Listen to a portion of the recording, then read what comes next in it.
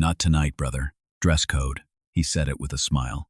That was the part that stayed with everyone who saw it, not the words, not even the hand that came up flat against Marcus Webb's chest, but the smile. Thin and practiced. The kind of smile that has said this exact thing to this exact kind of person 100 times before and has never once suffered a consequence for it. The kind of smile that knows it's protected. Marcus looked down at the hand on his chest.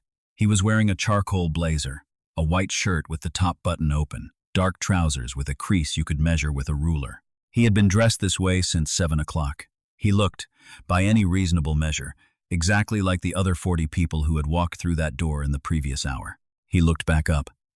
"The dress code," he said. "What part?" The man, Colt Harrington, owner, co-founder, the name on the liquor license and the lease and the framed magazine profile that hung in the entryway tilted his head just slightly. The way you tilt your head at something small that is trying to be something larger. "The vibe," he said. "It's a vibe thing. Private event tonight." Behind him, through the glass doors, the club was not a private event. Through the glass doors, the club was exactly what it was. Every Saturday, full, loud, tables lit with low candles. The kind of place that had been written up in 3 different lifestyle publications as the spot in this city. The one you needed a connection to get into. And Marcus Webb had a connection, a very specific one. He didn't say that yet. He just looked at Colt Harrington and said, quietly, "All right." Nobody at the door moved. 2 bouncers, a hostess in a red dress, a couple waiting behind Marcus who had taken a deliberate half-step back, as if proximity to this moment might cost them their spot in line. Nobody said a word. He had no idea. Colt Harrington, standing in the entrance of the club his father's money had built, had absolutely no idea what was sitting at table 7 right now, waiting. In 4 minutes, every person at that table was going to stand up. Have you ever been turned away from a room you were specifically invited into? Have you ever watched someone smile while they closed a door in your face? Let me take you back to the beginning of an evening that was going to end very differently than one man planned. Marcus Webb was 38 years old. He grew up in a 2-bedroom apartment in Gary, Indiana, the kind of city that gets described in other people's stories as a place you get out of, which is a way of talking about the people who live there that those people did not ask for. His mother, Diane, worked as a surgical nurse at Methodist hospitals of Chicago, driving 45 minutes each way because the hospital in Gary didn't have the positions she was trained for, and because you make the drive, you have to make. His father, Leonard, repaired industrial HVAC systems for a company that serviced factories across northwest Indiana. He was gone before 5 most mornings. He was home by 6:30 most evenings. In the 22 years Marcus lived under his roof, Leonard Webb missed 9 dinners. Marcus knew this because his mother had kept track, not as a complaint, as a kind of record, a testimony to a specific quality of showing up that she wanted her son to understand was not ordinary. He had played basketball in high school not because he was extraordinary at it, he was good, solidly good. A starting point guard with a quickness that his coach said would have taken him somewhere if it had been matched with 4 more inches of height, but because it was the thing his school did, and he was the kind of person who committed to what was available. He had been recruited modestly, accepted a partial scholarship to a mid-sized school in Ohio where he studied business and finance, and discovered, halfway through his sophomore year, that he had a mind for numbers in the specific way that means numbers feel like language, intuitive, precise, full of meaning that other people have to translate, but that he could read directly. He graduated in 3.5 years. He went to work at a mid-sized investment firm in Chicago. He was, for 4 years, the only black analyst in the department. He was not the only analyst who worked the longest hours or carried the sharpest instincts or produced the returns that made partners notice, but he was the only one who noticed which of those things got noticed and which didn't. He left that firm at 32 and started his own. Not an announcement, not a confrontation, just a decision, made on a Tuesday afternoon in February, when the window in the conference room was fogged with cold, and the partner across the table was explaining, in the language of institutional regret, why Marcus's track record was impressive, but the timing wasn't right. He had listened to the entire explanation. He had thanked the man for his time. He had gone back to his desk, finished what he was working on, and handed in his notice the next morning. The firm he started had 7 clients in its first year, 41 in its third. At the end of its 5th year, It managed assets that placed it in the top quartile of independent investment advisors in the Midwest. His name was not on billboards. He did not have a publicist. He gave one interview a year, always to a publication that his clients read rather than one that his ego might enjoy. He drove a car that was unremarkable. He dressed well, very well, the way a man dresses when he has understood that how you present yourself is a form of respect for the people you are meeting, but he dressed without display, without announcement. That was what Colt Harrington had seen when he saw Marcus Webb at the door of Meridian on a Saturday night. A well-dressed man, yes, but not a name he recognized. Not a face that matched anything in the mental file of people who were supposed to be at this club tonight. What he should have asked was, "Who invited you?" He didn't ask. He smiled and said, "Dress code." What was sitting at Table 7 deserves its own accounting. Table 7 was Meridian's flagship reservation, the largest in the house, the one with its own dedicated server, its own sightline to the DJ booth and the floor, its own bottle service arrangement that started at a number that would make most people blink, and that the regulars at that table ordered from the way you order a round of coffee without looking at the price, because looking at the price was not the point. Table 7 had been held every third Saturday of the month for the past 14 months by a group of 8 people. Their names, in the order they mattered to Colt Harrington, were as follows. Devin Pierce, who was 31 years old, and whose technology company had been acquired 16 months ago for a number that had been reported in 2 business publications, and that Devin, when asked about it, described only as comfortable. He was the one who had originally gotten the table a friend of a friend, an introduction made through a real estate developer whose name Harrington kept in a very particular mental category, the category of people you return calls to immediately. Devin had become a regular. Devin's presence at Table 7 was the reason Harrington had turned down 2 other reservations for that slot, every third Saturday, for over a year. Then there was Imani Rhodes, Devin's partner of 6 years, who ran the foundation they had established after the acquisition, with the focused precision of a person who understands that giving money away correctly is harder than making it. She sat next to Devin, and she had a way of observing a room quietly, from the perimeter of conversations that people sometimes mistook for shyness and was not shyness. There was Raymond Okafor, who was a thoracic surgeon at Northwestern Memorial, a man of 53 who was at Meridian once a month because Devin was his nephew and he had promised his sister he would socialize more. Raymond was not the social type, but he was loyal, which meant once a month he was at Table 7 in his good jacket, drinking a scotch that cost more than his first car's monthly payment, and reading the room with the diagnostic attention of a man who spent his days reading bodies. There was Keisha Tremblay, Devin's attorney, corporate, entertainment, the kind of lawyer who didn't have an office hours concept because the clients she served didn't have a business hours concept, and her husband Andre, who taught high school history and coached track, and was, by general agreement of everyone at the table, the most thoroughly decent person any of them knew. There was Jerome and Claudette Washington, both retired educators, both in their late 60s, present because they were Imani's parents and because Devin had, from the beginning, insisted that the table was a family table. Jerome had coached boys basketball at a Chicago public high school for 31 years. Claudette had run the English department at the same school. They had been teachers in the same building for 28 years. They held hands under the table the way people hold hands when they have stopped noticing they are doing it. And there was Marcus Webb. Devin Pierce had known Marcus for 11 years. They had met at a conference for young black professionals in Chicago, a breakfast event in a hotel ballroom, the kind of event that is either pointless or pivotal depending on who you sit next to, and had sat at the same round table, and had ended up talking for 3 hours after everyone else had left. Not about business, exactly, though business was threaded through it, about what they were building and why, and what the building cost, and what it was for. They had become, over the following decade, the kind of friends who don't speak every week, but who call each other before the decisions that matter. The kind of friends who are, in a specific and reliable way, each other's true north. Marcus was the one Devin had called 4 years ago, when the acquisition conversation first became real. Not his attorney, not his accountant, Marcus first. Devin had texted Marcus at 7:30 that evening. "Tables at 8, we're already here. Get here when you can." Marcus had texted back, 20 minutes. He had arrived at 8:04, and Colt Harrington had been standing at the door. Colt Harrington was 36 years old and had opened Meridian 4 years ago with money from his father, Graham Harrington, who had made his fortune in commercial real estate in a manner that his son had benefited from without studying too closely.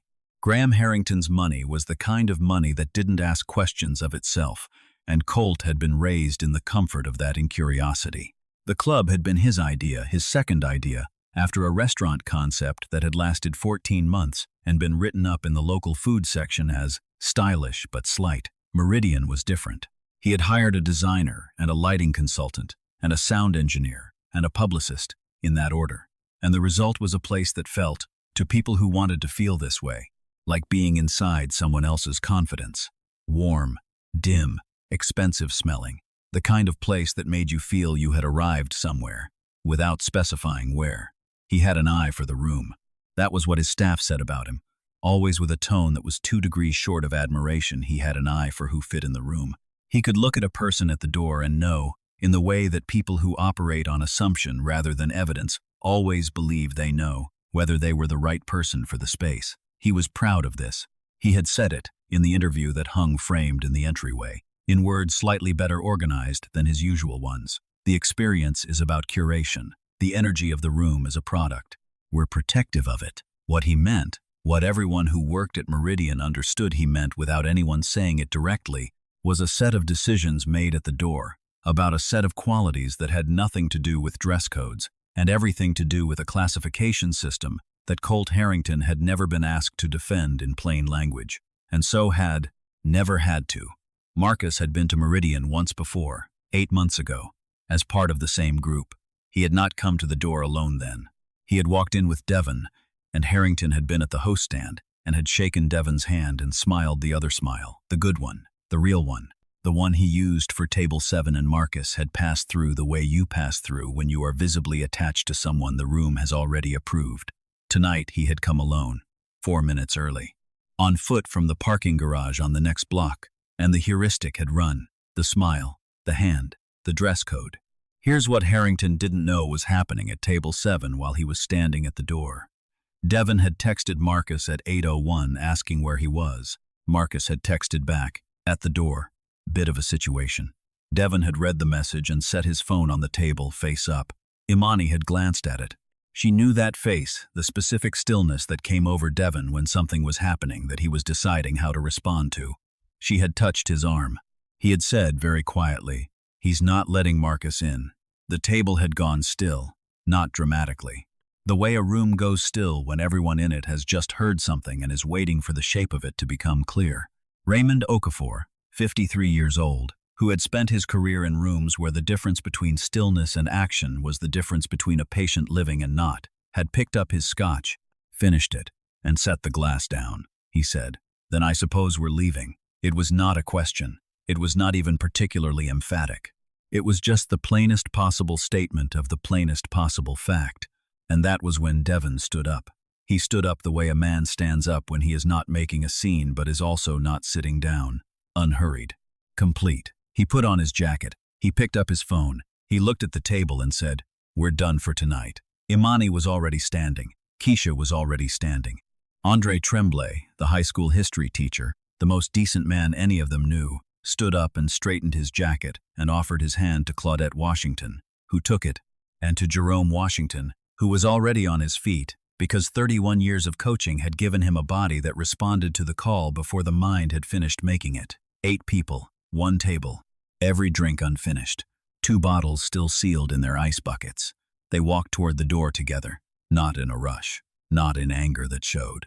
The way people walk when they have decided something and the deciding is done and what remains is only the simple physical fact of moving. Marcus was still standing at the door. Colt Harrington still had that thin smile on. And then he looked past Marcus, and his face did the thing that faces do when what they see does not match what the brain has been told to expect. The smile didn't fall. It froze. Something happened underneath it, behind the eyes, a rapid recalculation that the smile's muscles hadn't caught up to yet. Devon Pierce came through the door first. He walked past Harrington without looking at him. Then Imani, then Raymond, then Keisha and Andre and Jerome and Claudette. 8 people walking out. The biggest table in the house. 14 months of every third Saturday. 2 bottles of unopened product sitting in ice at a table that was now empty, its candle still burning, its seats pushed back at the angles that people leave when they have just stood up without expecting to. Devon stopped on the sidewalk next to Marcus. He didn't say anything to Harrington. He said to Marcus, "There's a place on 5th that Keisha's been wanting to try. You good?" Marcus said, "Yeah, I'm good." They walked. Behind them, Harrington stood in the entrance of his club and said nothing. The 2 bouncers said nothing. The hostess in the red dress said nothing. And from the glass doors, anyone still inside could see table 7 empty, bottles sealed, the candle flame straight and still in the windless room.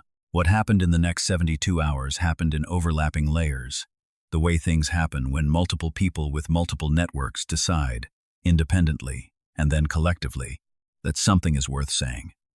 The first layer was immediate and personal.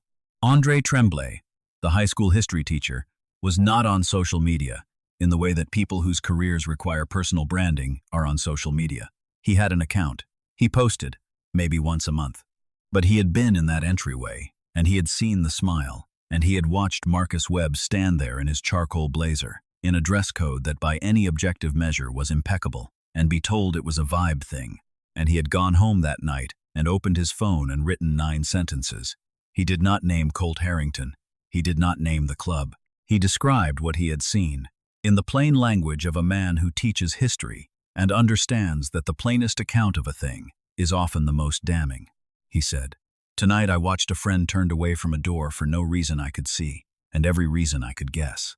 And I watched 7 other people stand up and leave with him. I've never been prouder to know the people I know." He posted it at 11:47 p.m.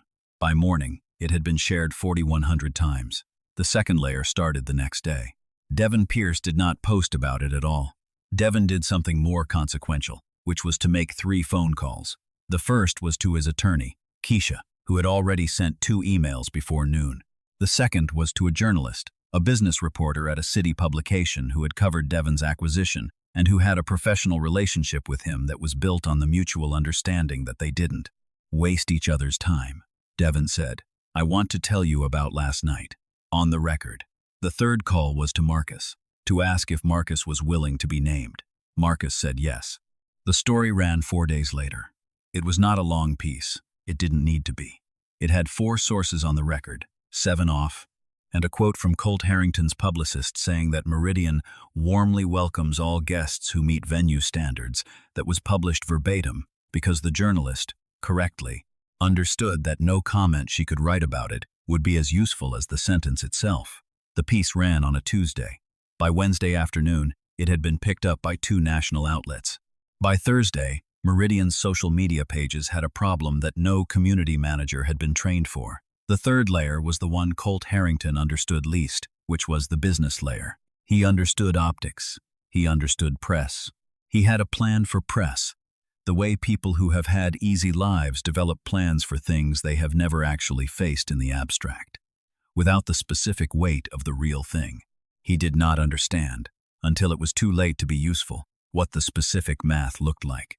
Table 7's monthly spend at Meridian had averaged, over 14 months, a number that his general manager ran for him on Wednesday morning and put on his desk without a word of explanation, because the number explained itself. It was not the largest number in his operation. It was, however, a number that he had treated as fixed, permanent, a constant in the equation. A table that would always be there. His GM, a woman named Sandra Park, who had been running the operations of Meridian for 3 years and who had, in those 3 years, watched Harrington make decisions at the door that she had raised concerns about exactly once and been told, in language that was corporate but unmistakable, that curation was his department. Sandra put that number on his desk and looked at him for exactly the time it took to make sure he had seen it, and then left the office and closed the door behind her. He sat with it for a while. Then his phone showed him the 3rd business publication pickup of the piece. He issued a statement on Thursday. It was written by a crisis communications firm that charged enough per hour that you would expect it to be better than it was. It described the situation as a miscommunication at the entry level and said Meridian remains committed to an inclusive environment where all guests are valued and extended a personal apology to the guest in question and to the broader community. The guest in question read the statement and did not respond to it publicly. Devon Pierce responded to it in 3 words, posted to his account, which at that point had been followed by 50,000 more people than it had been followed by 6 days earlier. The 3 words were, "That's not enough." They were not wrong. What came next was not organized. It didn't need to be organized. When enough people with enough overlapping networks arrive at the same conclusion, the organization happens by itself, not through coordination, but through convergence, the way water finds a level without being told where it is. The Saturday after the story broke, Meridian was notably less full than its previous Saturdays. Not empty, but the difference was visible to anyone who had been inside on a typical night. The difference was also visible to Sandra Park, who tracked covers and spend per cover and average check with the precision of a person whose job depends on those numbers and who had been, for the past week, watching them in the way that you watch something you care about when you can see that something is wrong with it. The cancellations had started on Wednesday, 12 reservations in 48 hours, then 18 more. Some of them came with explanations, polite and regretful. Some came with no explanation at all. Some came with an explanation that was very direct, from people who had read the piece or seen Andre's post and had decided, in the privacy of their own economic decision-making, that this was not where they wanted to spend their Saturdays. 2 of Meridian's corporate booking clients, companies that use the venue for client entertainment, a kind of reservation that was both large and regular, suspended their accounts, pending an internal review of vendor alignment with company values. .org. That phrase, vendor alignment with company values, had not existed in Harrington's vocabulary a week ago. It was now the subject of a conference call he was on for 2 hours on Friday afternoon. Sandra Park came into his office on Friday evening. She put a second sheet of paper on his desk. This one had the projected numbers for the next quarter, adjusted for the cancellations and the suspended corporate accounts, and a moderate assumption about continued attrition. She stood while he read it. She did not sit down. He looked up. She said, "I want you to know that I raised concerns about door policy 14 months ago." He said, "I remember." She said, "I also want you to know that I'm resigning, effective in 2 weeks." She put a third piece of paper on the desk. "I've already drafted the announcement for the staff. I'd prefer to send it myself, but I'll leave that to you if you need to." She left the office. She closed the door, and Colt Harrington sat in the club his father's money had built and looked at 3 pieces of paper. The city's Human Rights Commission opened an inquiry 6 weeks after the incident. The inquiry was not at anyone's specific request. It was initiated because the article had been forwarded to the Commission's intake office by, as best as anyone could reconstruct, at least 40 separate individuals, and because the Commission had a charter and the charter applied, and because someone in the intake office had read the piece and read the statement and had understood that miscommunication at the entry level was not a legal framework. The inquiry was not a lawsuit. It was an investigation. It had a specific and narrow mandate to determine whether Meridian's door policies constituted a pattern of discriminatory conduct in violation of the city's public accommodations law. That law was not new. It was not obscure. It said, in language so clear it was almost boring, that places of public accommodation could not deny access on the basis of race. The investigation interviewed 12 current and former Meridian employees. It reviewed 2 years of the club's entry records, obtained through a subpoena that Harrington's attorney challenged, and that the Commission's counsel addressed in a motion that was ruled on in 6 days. It interviewed 11 individuals who had been turned away from Meridian's door in the preceding 24 months, and who, when asked by an investigator to describe the circumstances, described them in ways that were, when laid side by side, a pattern so clear and consistent that it required no analysis beyond reading. The Commission's findings were issued 5 months after the incident. They were 22 pages. The executive summary was 2 paragraphs. The first paragraph documented the pattern. The second recommended a consent decree.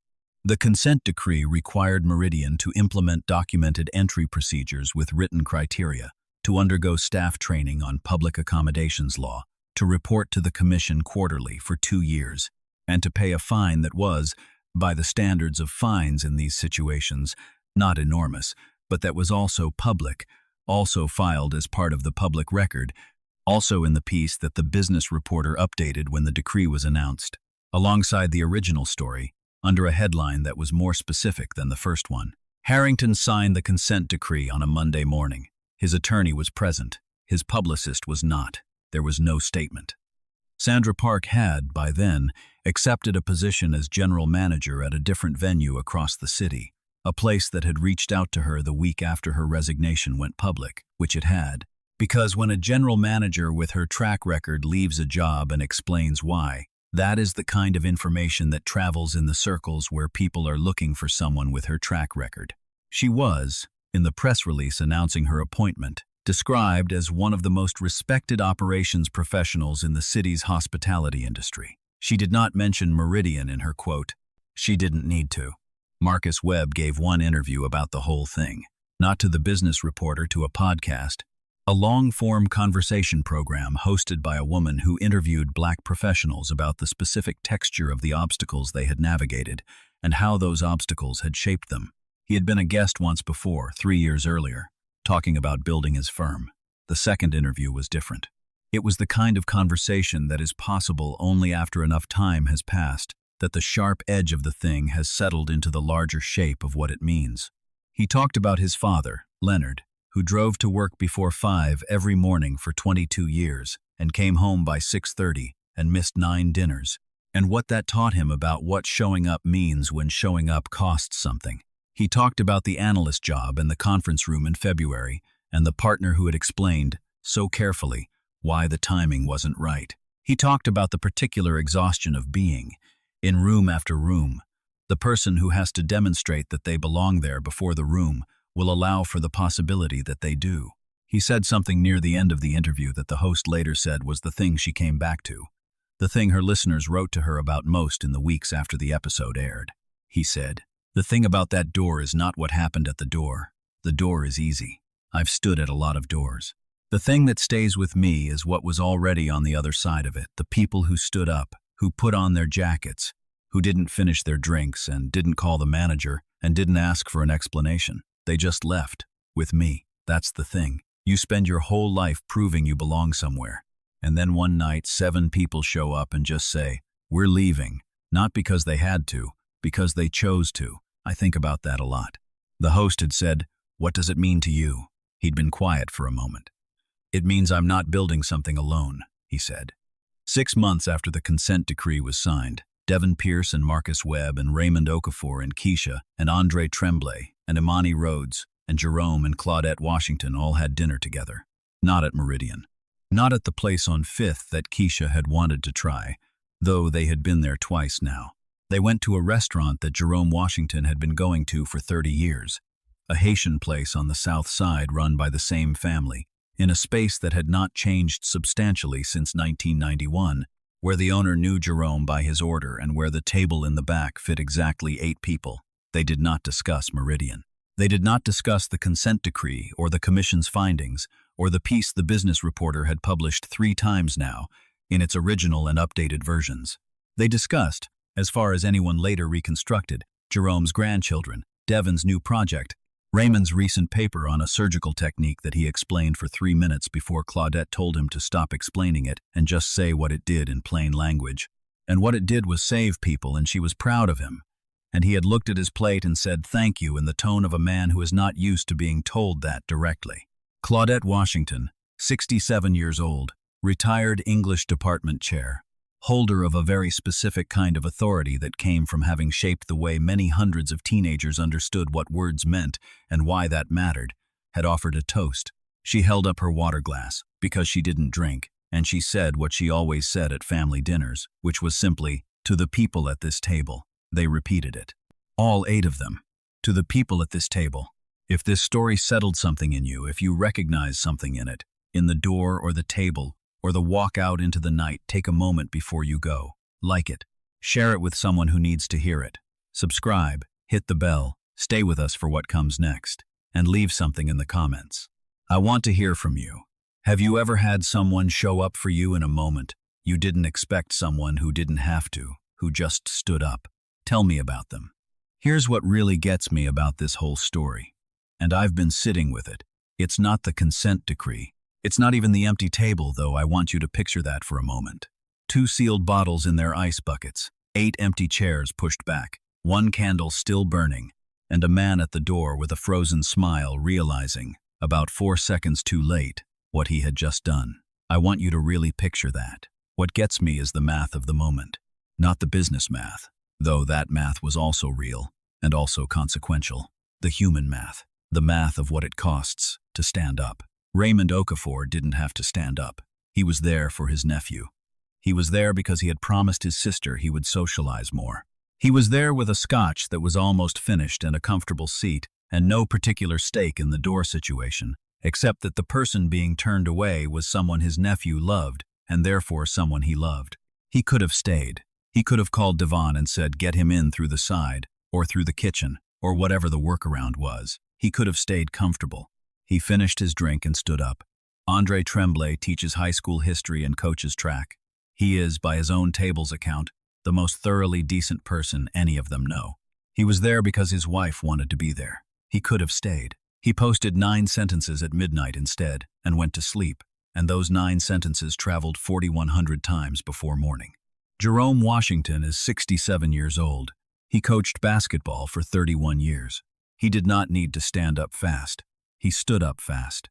The body that spent 3 decades responding to a call before the mind had finished making it stood up and straightened his jacket and offered his arm to Claudette, and Claudette took it, and they walked out of a club together that they could have stayed in, and they went to dinner, and they held hands under the table the way people hold hands when they have stopped noticing they are doing it. I think about that. I think about what it means to build a life in which the people around you are the kind of people who stand up, not the kind who will give you a speech about it later, not the kind who will tell you what they would have done, the kind who just put on their jacket. Marcus Webb spent his whole career proving himself in rooms that made him prove himself. He built something extraordinary, quietly, without a publicist, without billboards, without the announcement that some people feel is their right. He showed up at a door he had been invited to, dressed correctly, on time, knowing people on the other side, and was told, not tonight, and the other side came out to him. Here's the question I want to leave you with, and I mean it as a real question, not a rhetorical one. Think about the people at your table, whoever your table is. When something happens, when a door gets closed on someone you love, when someone you care about is told not tonight in one language or another, do you stand up? Do you put on your jacket? Do you leave the drink unfinished? Because I think we all know someone who's been standing at a door. And I think some of you watching this are that person. The table is the thing. The table is always the thing. Who's at yours? Go back and watch the moment Devon puts his phone on the table face up. Watch that, because that is the moment this whole evening turns. Not when Raymond stands up, not when the table empties. The moment Devon reads Marcus's text and sets the phone down and goes still, that is when it was already over. Everything after that is just the machinery of a decision that had already been made. But let me go back a little further, because there is something about Marcus Webb's trajectory that the piece in the business publication captured only partially, and that the podcast interview touched the edges of, and that deserves to live somewhere in full. The firm he built, Webb Capital Advisors, incorporated on a Thursday in February in a one-room office in the West Loop with a desk, a second-hand filing cabinet, and a laptop was not the first thing he tried to build. Before the firm, there was a 3-year period he almost never talked about, not from shame, but from a kind of protective privacy, the way people hold the hardest chapters close, not because they are ashamed of them, but because they understand that the hardest chapters are where the real work happened, and the real work was not for an audience. He had left the investment firm at 32 with a plan that he had written over a year on legal pads in his apartment. Not a business plan in the formal sense, not yet. More like an accounting. A ledger of what he knew, and what he didn't know, and what he needed, and what he could get, and what the gap was between where he was and where the thing he wanted to build required him to be. He had studied that gap for a year before he made any moves. He had talked to 17 people who had done versions of what he was trying to do. He had read everything he could find. He had been specifically looking for the things that people got wrong, not the big structural mistakes. Those were easy to find, but the small ones, the ones that came from not knowing what you didn't know. He had made different mistakes. That was not the same as making no mistakes.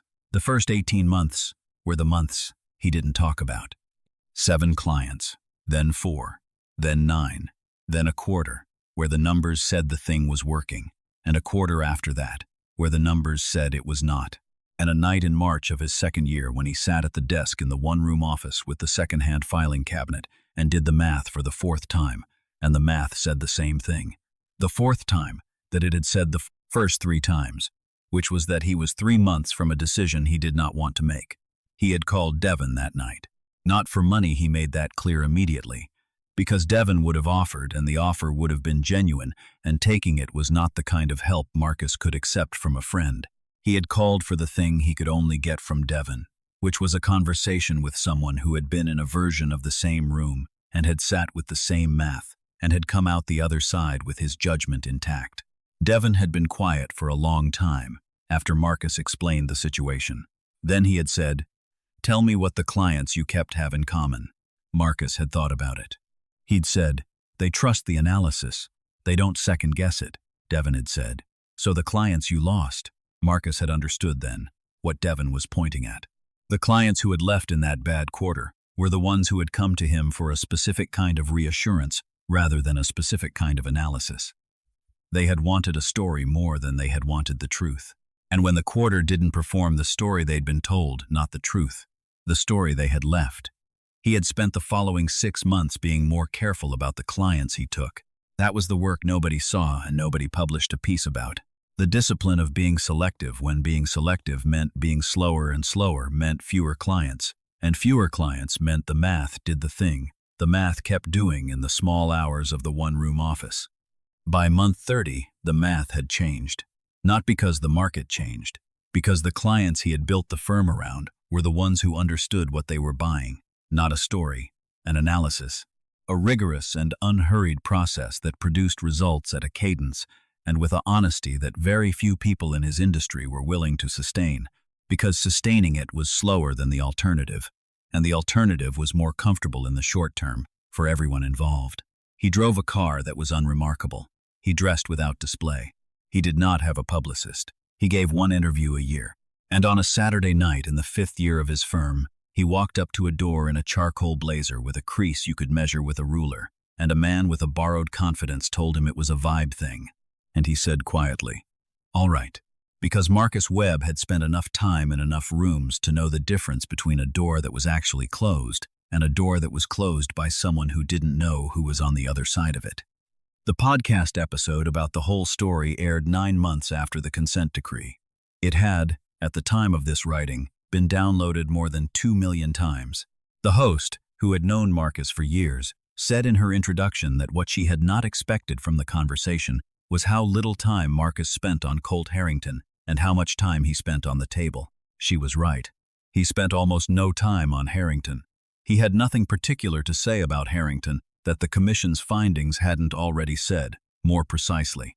He spent a long time talking about what it means to build a life where the people around you choose to show up in the way they showed up that night. He said something else near the very end of the episode that the host said she had to ask about an offhand remark that she had almost let pass, but something about it had caught her. He had said, talking about his father, "My dad used to say that you don't choose the doors that open for you. You choose which ones you stand in front of, and you choose who you stand next to." She had asked him what that meant to him now, after everything. He had looked at the ceiling for a moment. He had said, "It means I'm standing in front of better doors." Devon Pierce used a phrase once, in the weeks after the incident, talking to a mutual friend, that got back to Marcus, that Marcus thought about for months. Devon had said, "I didn't stand up for Marcus. I stood up with him. There's a difference. There is a difference. It is the difference between a gesture and a decision, between performing solidarity and embodying it, between being the kind of person who does the right thing when it is visible and being the kind of person who does it because the alternative is something you cannot live in." Jerome Washington, 31 years coaching boys in a Chicago public high school, a man who understood better than almost anyone at that table what it meant to invest in people that the world had decided weren't worth investing in. Jerome Washington had stood up the way he always stood up, because the call came and the body answered, because the 31 years had made a certain kind of response automatic, in the best possible sense, not thoughtless, but practiced into the bone. Claudette Washington, who had spent her career teaching young people that words were not neutral, that every word carried a history and a weight and an intention, that choosing the right word was a form of choosing who you were going to be. Claudette had stood up next to her husband and taken Andre Tremblay's hand and walked out of a place that did not deserve the evening they had been planning to have there. Keisha Tremblay, who understood the law of public accommodations better than most, who would later spend 20 billable hours on correspondence that helped the commission's case move at the speed it moved. Keisha had stood up and said nothing to Harrington at the door, not one word, because she had understood, with the precision of a person who knows when words are the tool and when the absence of words is the tool, that silence was the exact right instrument for that moment. Imani Rhodes, who ran a foundation and understood how systems changed, not in the dramatic moments but in the slow, grinding accumulation of decisions and pressures and consequences applied consistently over time. Imani had stood up and touched Devon's arm. The way you touch someone's arm when you are telling them that you are there and that you are steady and that whatever is about to happen, you are in it. And Raymond Okafor, who had finished his scotch with a deliberateness that was itself a kind of commentary on the situation, and had said simply, "I suppose we're leaving," as if there had never been another option, as if the option of staying had been, from the moment Devon's phone showed him the text, structurally unavailable. 8 people, 1 decision. 0 speeches. Claudette Washington, at that dinner 6 months later, at the Haitian place on the South Side, had said something over dessert that Marcus didn't write down but memorized. She had been talking about a student, decades ago, a boy she had taught in her freshman English class in the first year she was teaching, who had been, as she described him, not interested in anything I was selling except one thing. The one thing was a poem. She couldn't remember now which poem. Something about standing your ground. She said she had read it aloud to the class, and this boy, who had been ostentatiously not paying attention since September, had looked up. Just looked up. That was it. She had never known what happened to him, but she had thought about that moment, the look-up moment, for 40 years. She said, "The thing you plant and the thing that grows are not always the same thing. Sometimes you put a seed in and you don't ever see the plant. That doesn't mean the plant didn't grow." The table was quiet. Jerome had said, looking at his water glass. "She says this at home too, all the time," Claudette had said, "because it's true, all the time." Marcus had looked at the two of them, 67 years old, retired, holding hands under a table in a restaurant Jerome had been coming to for 30 years, and he had felt, not for the first time that year, the particular gratitude of being a person who knows the right people, not the prestigious people, not the connected people, though some of them were that too. The right people, the ones whose example you carry with you into rooms and draw on when the room is difficult. He had thought about his father getting up before 5. He had thought about his mother driving 45 minutes in the dark to get to work that used her properly. He had thought about Devon on the other end of a phone at 10 at night in the 3rd year of a firm that was 3 months from a decision Marcus didn't want to make, asking, "What do the clients you kept have in common?" He had thought about a door on a Saturday night and 7 people who put on their jackets. He said to the table, "I've been thinking about starting something." Devon said, "What kind of something?" Marcus said, "A fund for first-generation founders, the kind of people who don't have a table yet." The table was quiet for a moment.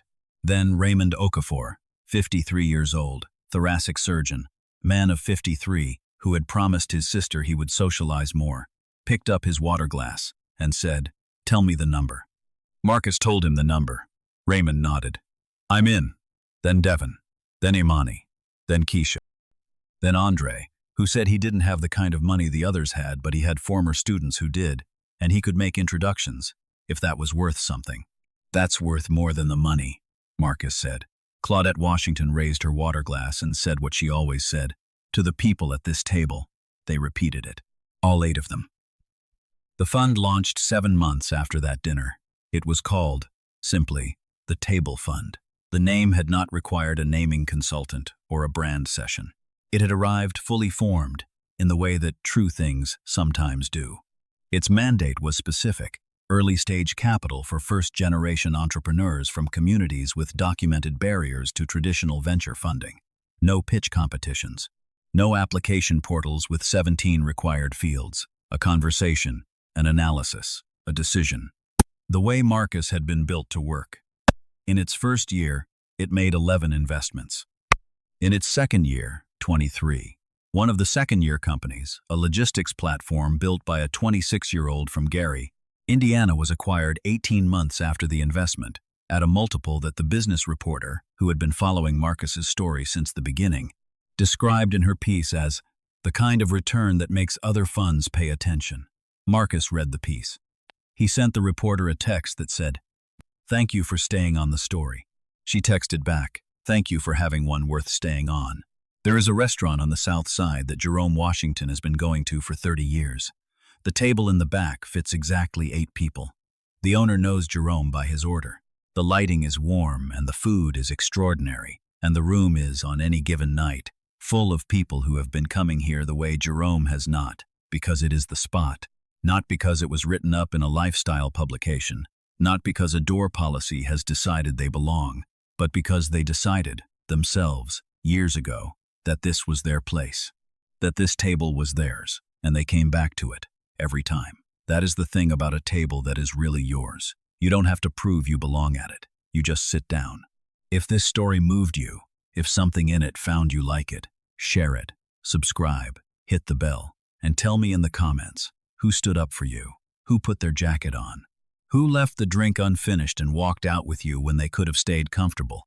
Tell me about those people. I want to know them too. Here's what really gets me. It's Devon's phrase, the one that got back to Marcus, and that Marcus thought about for months. I didn't stand up for Marcus. I stood up with him. 4. With 2 letters, the whole world. Standing up for someone is a gesture in their direction. Standing up with someone is a decision about who you are. It's the difference between reaching out your hand to help someone off the floor and sitting down on the floor with them until they're ready to get up on their own terms. I think about all the moments in a life, not just the big dramatic Saturday night moments, but all of them when the question is not whether you will do the visible, creditable, speakable thing, but whether you will simply be in the room with another person in the way that makes it clear that their reality is also your reality, that what is happening to them is happening to you too. 8 people put on their jackets. Not because they were making a point, not because they calculated the statement they were making, because the alternative, staying, finishing their drinks, letting the evening continue while Marcus stood on the sidewalk, was simply not available to them. It wasn't an option their characters offered. I want to ask you something personal. When was the last time you were that kind of friend to someone? Not the friend who says the right thing after the fact. The friend who is already putting on their jacket. And when was the last time someone was that friend to you? Because if you have people like that, if you have a table like that, that is not ordinary, that is the thing. That is the whole thing. The table is always the thing. Take care of yours.